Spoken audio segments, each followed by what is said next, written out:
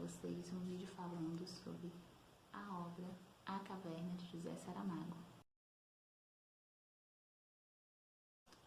José Saramago foi um autor português que nasceu em 16 de novembro de 1922, na província do Ribatejo. Ele tinha 1 ano de idade quando a sua família se mudou para Lisboa. Filho de trabalhadores rurais, ele não pôde fazer faculdade, mas fez um curso técnico em serralheria mecânica, concluindo ele em 1940, que foi o mesmo ano em que conseguiu seu primeiro emprego nessa área. Ele trabalhava durante o dia e à noite ele ia a uma biblioteca municipal para ler. Seu primeiro livro publicado foi um romance, Terra do Pecado, em 1947. Em 1955 ele começou a trabalhar como tradutor e em 1969 filiou-se ao Partido Comunista Português. Além de tradutor, Saramago também foi crítico literário na revista Seara Nova e nos anos de 1972 e 1973 e trabalhou no Jornal Diário de Lisboa. E em 1974, depois da Revolução de Abril, que foi a Revolução dos Cravos, ele organizou uma equipe do Fundo de Apoio aos Organismos Juvenis. E isso fazia parte do Ministério da Educação na época. E em 1975 ele atuou no movimento unitário de trabalhadores intelectuais para a defesa da Revolução. E em 1992 o governo português impediu a candidatura de O Evangelho segundo Jesus Cristo ao Prêmio Literário Europeu. E logo em seguida, em 98, ele ganhou o Prêmio Nobel de Literatura. E em 2007, o autor consagrado mundialmente criou a Fundação José Saramago e morreu 3 anos depois, em 8 de junho de 2010.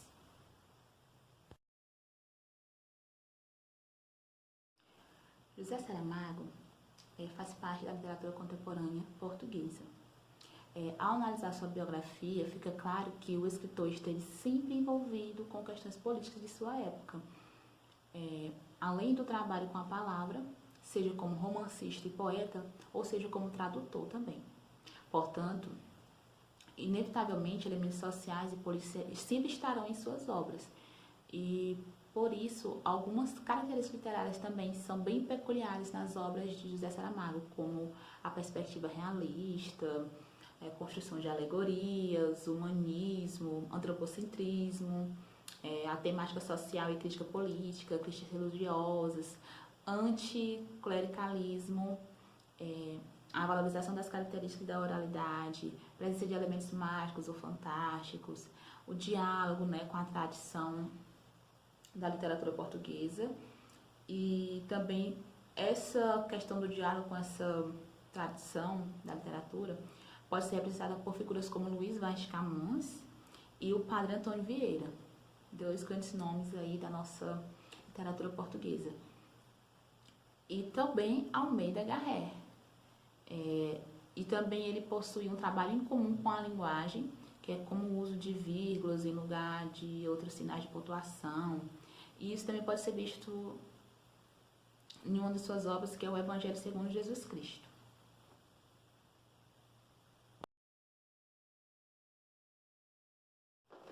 Bom, por falar em O Evangelho segundo Jesus Cristo, já vem a questão de que na época do lançamento dessa obra, ela trouxe consigo muitas críticas, ela foi uma obra bem polêmica para José Saramago, na época da sua publicação, que foi em 1991. E nessa obra, ele tem uma visão mais moderna e crítica da religião, e reconta a história bíblica da vida de Jesus Cristo. Então, devido a ela estar ali atrelada à religião, consequentemente, ela vem trazendo aí essas críticas. Mas nem por isso foi essa sua obra mais conhecida. O lugar desta honra foi para o Ensaio sobre a Cegueira, em 1995. Isso devido a uma adaptação ao cinema desta obra, que foi uma obra que narrava a história da epidemia da cegueira branca que se espalhava por uma cidade, causando um grande colapso na vida das pessoas e abalando as estruturas sociais da época. Só que ele também foi um escritor tão afamado que teve aí vários livros em prosa, livros de poesia e, como eu já falei, adaptações de obras para o cinema, tais como A Jangada de Pedra, que foi um longa-metragem, A Maior Flor do Mundo, que foi um curta-metragem, Ensaio sobre a Cegueira, que eu falei anteriormente, que trouxe aí esse conhecimento para essa obra, Embargo, que foi um longa-metragem, e O Homem Duplicado também um longa-metragem.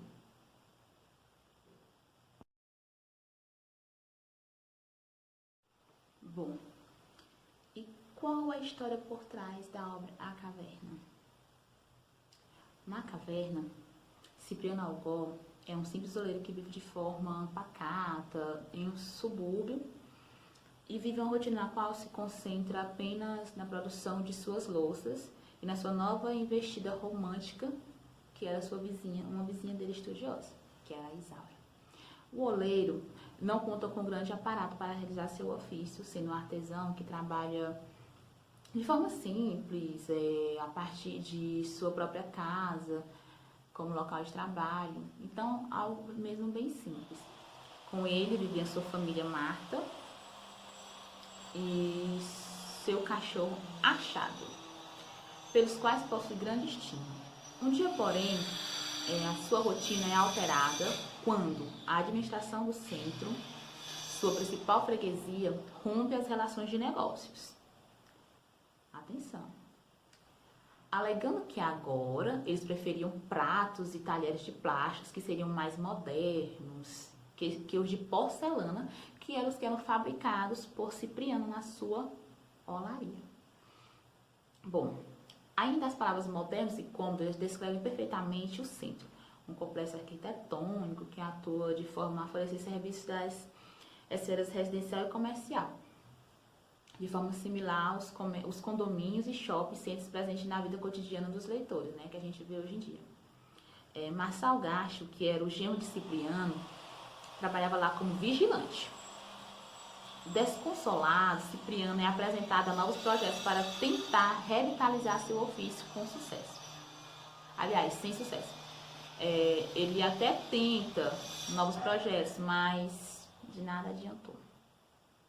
Enquanto isso, né, o seu genro, ele consegue uma promoção em seu local de trabalho, que é o Marçal, e torna-se vigilante residente. Exercendo um novo e importante cargo, Marçal adquire uma unidade residencial no centro, né? Ele passa a morar no centro. O que leva a propor que seu sogro e sua namorada vão morar no centro com ele. Mas aí Cipriano acaba por aceitar a proposta, ainda que meio contrariado, pois ele se encontrava sem alternativas frente às dificuldades que estava enfrentando, já que tinham rompido, né, alguns exercícios com a empresa dele. Por causa dessa mudança, o Cipriano se via impedido a terminar tudo com a Isaura. Ele queria terminar tudo. E o fato do centro não permitir a presença de animais obriga-o a abandonar também o seu cachorro Achado, né? Que triste, né, gente? Mas assim, uma vez inserido no contexto do centro, Cipriano se encontra altamente intrigado com o mesmo.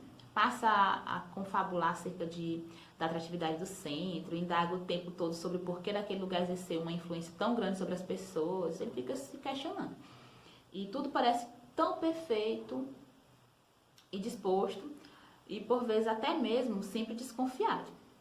E contestando sempre Cipriano, se pegava admirando a perfeição plástica do centro. Em certas ocasiões, ele até se perguntava se não teria sido melhor que tivesse ocorrido como ocorreu para um então progresso, né? Talvez ele pensava assim que essa mudança para o centro serviria para ele estar mudando, para progredir. Colocado para vigiar um canteiro de obras, onde a expansão do centro se encontrava em curso, Marçal divide com Cipriano o que ele sabe, né, sobre rumores de que algo estranho foi encontrado no local. Cipriano não pensa duas vezes e resolve investigar, transgredindo regras da segurança para tal, né? No local é descoberta uma caverna e nela os restos mortais de 6 pessoas amarradas, de forma que tem-se a sensação de que foram obrigadas a permanecer ali à frente. Cipriano fica assim bastante intrigado com a sua descoberta, né? E logo faz uma importantíssima dedução. Aqueles corpos representam a si mesmo, sua família e todos os que vivem no centro. Interessante, né? Essa dedução dele.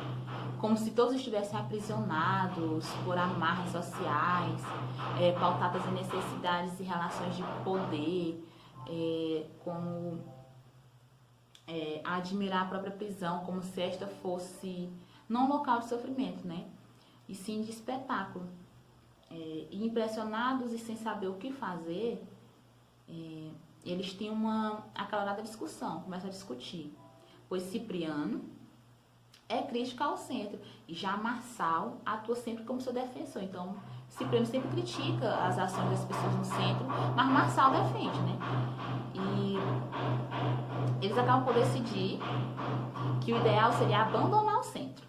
E para evitar que acontecesse com eles o mesmo destino daqueles corpos da caverna, então eles estavam com medo de acontecer com eles a mesma coisa que aconteceu com os corpos encontrados na caverna. No caminho, o Cipriano se arrepende de ter abandonado Isaura e achado, né, que ele havia abandonado quando ele teve que mudar para o centro, e se esforçando para reatar a sua relação com ambos, ele fez um último esforço, né, porém bastante simbólico.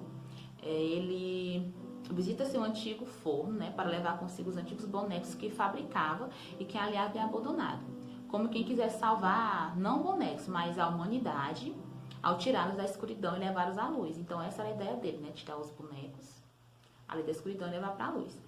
E assim como os prisioneiros do mito de Platão, né, que tem uma história que conta, né, há quem diga que essa obra foi baseada nesse texto de Platão, né?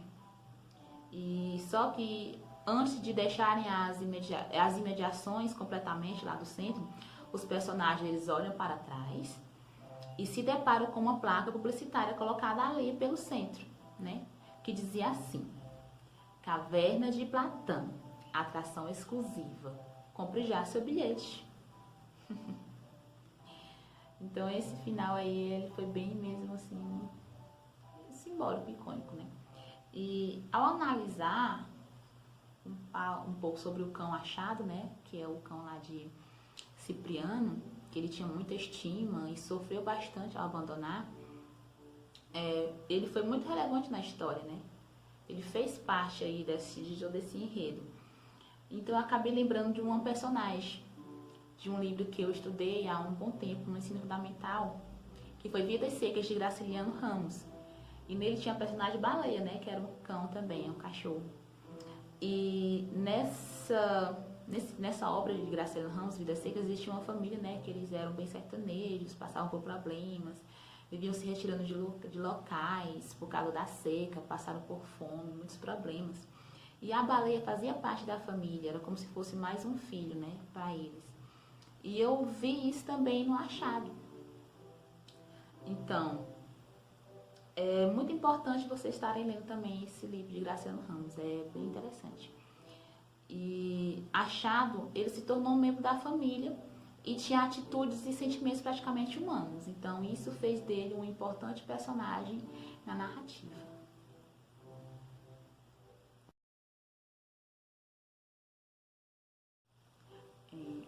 Analisando alguns materiais, eu topei com uma tese de mestrado que fazia meio que uma crítica a essa obra de A Caverna de José Saramago. Lá, a autora, ela dizia que na escrita dele, as suas funções se fundem às do narrador, operando como se fosse uma espécie de híbrido entre as diferentes atribuições literárias e dando ao papel do autor muitas vezes um protagonismo na obra. Que para Saramago, né, o romance carrega a voz do autor e está conectado a ele de forma indissociável, assim ele defende, contendo ali a manifestação autoral em seus personagens e em seu tempo e em seus espaços. Ela fala ainda que a visão de Saramago a respeito do próprio papel em suas obras pode ser entendida também à luz do que o autor compreendia como ser a obrigação do escritor enquanto tal, né, que é um agente do seu tempo, que deveria estar posicionado crítico da própria realidade, que era bem marcante nas obras de Saramago, né, esses aspectos realistas. E o ato de escrever opera em suas obras muito além do viés estético ou artístico, expandindo-se também para cobrir expressões políticas, culturais e sociais, mais um aspecto das obras de Saramago. Para o escritor português Saramago, separar as atribuições e os valores do narrador daqueles do autor seria contestável por funcionar como o que Saramago via como se fosse uma evasão ou um espaço ao que chamava de suas responsabilidades próprias. No caso, seria o narrador, como Saramago teoriza, né, ela até meio que indaga, um usurpador do papel que de fato cabe ao autor. E ela ainda fala assim, que por mais que vejamos a literatura como uma elaboração secundária da matéria primária do real, cabe-nos levar a sério as afirmações dos escritores, né, enquanto estudiosos de suas obras. E há que reconhecer ainda que, com base nelas, não podemos deixar de pensar sobre o que as obras de Saramago, especificamente a Caverna, possibilitam compreender a respeito da realidade pós-moderna, que é no qual estão inseridas. Então, ela traz essa questão da realidade pós-modernista e está bem presente na obra A Caverna, de José Saramago. E ela conclui ainda que pode-se entender que a caverna, principalmente como ela vem também como uma provocação ao próprio leitor, como se o texto buscasse todo o tempo despertar a nós e em nós a consciência de que a mesma consciência despertada em Cipriano e sua família. E como a gente viu lá no final, ele viu que aqueles corpos na caverna representavam ele e a família dele, e que ele deveria tomar cuidado para que aquilo não acontecesse com eles também. Então ele se despertou. Então ela indaga essa questão que Saramago quer que nos despertemos também, assim como Cipriano despertou na obra de A Caverna. E essa obra, ela traz sim esse aspecto realista, né, da realidade que estamos vivendo. Então é importante estarmos atentos a essas características que essa obra de A Caverna nos possibilita.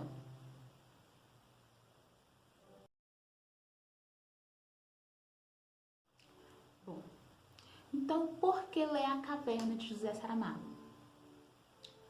Anteriormente eu falei sobre a questão de que ela nos faz despertar para a realidade. Essa obra ela possui um enredo simples, né? Porém é uma obra de grande importância. José Saramago nos convida a repensar e desconstruir as relações de poder que estabelecemos e deixamos que se instaurem em nossa sociedade. Essa separação bem evidenciada lá no início da história, né? Quando conta que a empresa, né, lá de Cipriano, que ele era oleiro, foram quebrados alguns contratos por conta de que ele trabalhava com um tipo de louça e o pessoal do centro queria outra. Então aí já viu que o poder acabou que prevalecendo. Então Cipriano se viu obrigado a mudar sua realidade porque o poder o obrigou. E em nome da sobrevivência, não só empregadores subjugam empregados a aguentar situações desfavoráveis para assim obter lucro, mas também os trabalhadores estabelecem esse tipo de relação entre si mesmos. Pois também em nome da sobrevivência e da comodidade, muitas das vezes deixamos de agir em prol do bem público, né? Como aconteceu ali com Cipriano. Ele, por ter tido esses contratos quebrados, ele se viu obrigado a mudar. Então ele saiu, ele deixou a vida que ele tinha lá naquela olaria para ir para outro lugar totalmente diferente da sua realidade. E assim, às vezes, nós deixamos de agir em prol do bem do público para nos concentrarmos apenas nos nossos próprios interesses. Então, foi isso que aconteceu quando quebraram essa questão do contrato com ele. Geralmente, nem sempre é algo nosso, mas deixamos nos levar por problemas das outras pessoas. Então, quando Marçal, né, mudou para o centro e carregou o Cipriano com ele, foi algo que não era do querer de Cipriano. Ele se viu obrigado a ir, porque a circunstância não era boa para ele. Então, devido aos seus problemas, ele se sentiu obrigado a estar se mudando para o centro e foi algo que ele não queria. Então, foi contra a vontade dele. Então, essa obra, ela te leva a despertar, a pensar mais nos problemas sociais, a você pensar como o poder está entrelaçado nas nossas vontades, nos nossos sonhos. Muitas das vezes você deixa de fazer algo porque você pensa que não vai conseguir, muitas das vezes por poder aquisitivo ou por condições realmente mesmo financeiras, e deixamos de lutar por nossos sonhos. Então, que tal despertarmos para as nossas vontades, para os nossos desejos? E a literatura, ela possibilita isso para você. Olha aí que obra riquíssima para a gente estar lendo, estar aprimorando o nosso conhecimento, para estar buscando nela, como é que eu posso dizer? Apreciações. Então, a literatura, ela é isso, ela abre o teu olhar, ela é ampla. Você tem um novo olhar no mundo depois que você conhece a literatura. Quem seria eu sem a literatura, né? Sem conhecer algumas obras aí, sem conhecer a literatura portuguesa, a brasileira, a inglesa? Quem seria eu se eu não me atentasse para estar lendo algumas obras que de fato são obras que ajudam no meu desenvolvimento pessoal? E eu quero concluir com uma menção de José Saramago.